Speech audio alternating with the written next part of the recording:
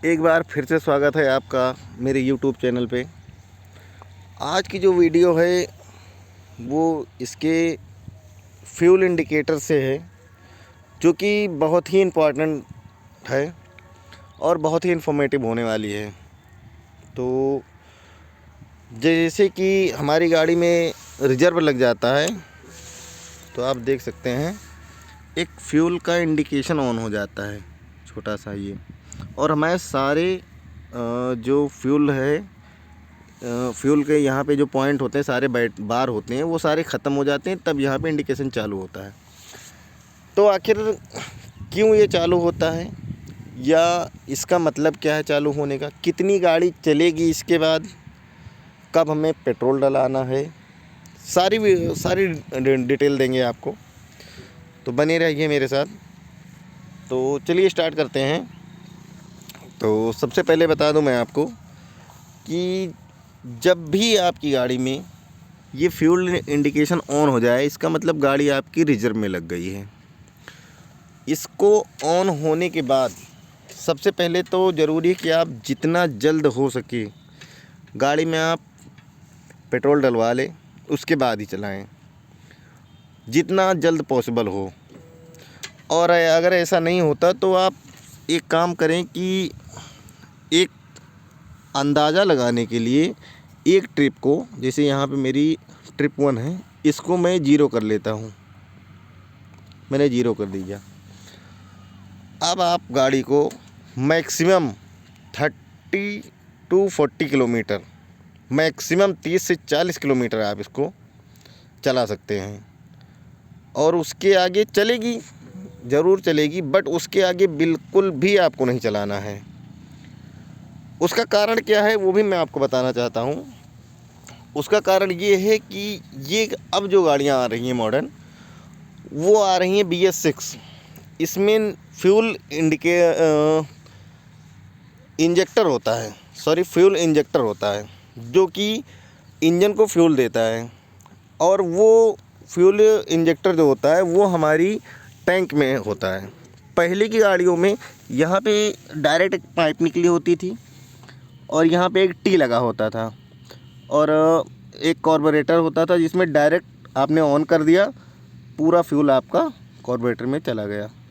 और वही कभी ख़राब हो जाता था तो ओवरफ्लो होना या तमाम तरह की दिक्कतें आती थी, और जब रिजर्व लगता तो हम उसको ऊपर घुमा देते थे, जैसा भी होता था। लेकिन अब ऐसा नहीं है। अब गाड़ियों में सारा वो सब कुछ ख़त्म कर दिया गया है।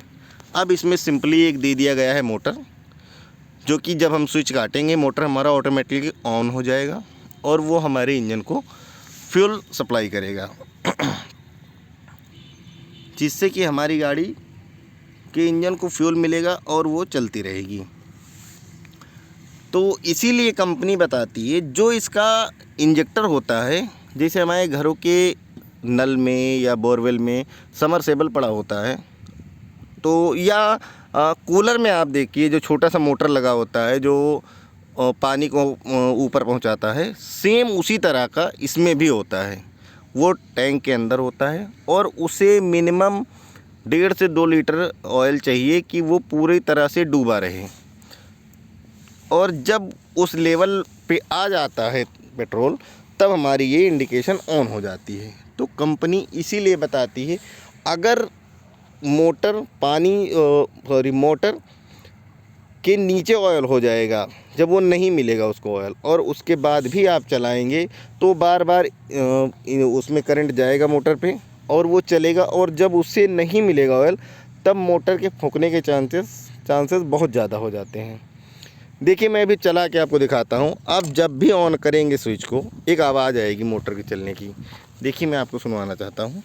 देखिए यहाँ पे जैसे इंजन के पास आप ले आएंगे, देखिए ये साउंड आई, ये चल के बंद हो गया, यानी उसको इतने फ्यूल की ज़रूरत थी, उसने फिलअप कर दिया, उसके बाद ये ऑटोमेटिक बंद हो जाता है। तो ये मोटर बहुत ज़्यादा रोल प्ले करता है हमारी गाड़ी में। और आपको कम भी नहीं रखना है तेल इसके नीचे, क्योंकि जो गाड़ी की तो गारंटी होती है 1 साल की, पूरी गाड़ी की गारंटी होती है। बट उसमें मोटर इंक्लूड नहीं होता है। ये आपको बताते चले हम। ये बहुत ही अहम चीज़ है जो कि कंपनी ने अपने डिस्क्रिप्शन में दे रखा है। मोटर की वारंटी नहीं होती है क्योंकि मोटर आपके हाथ में है।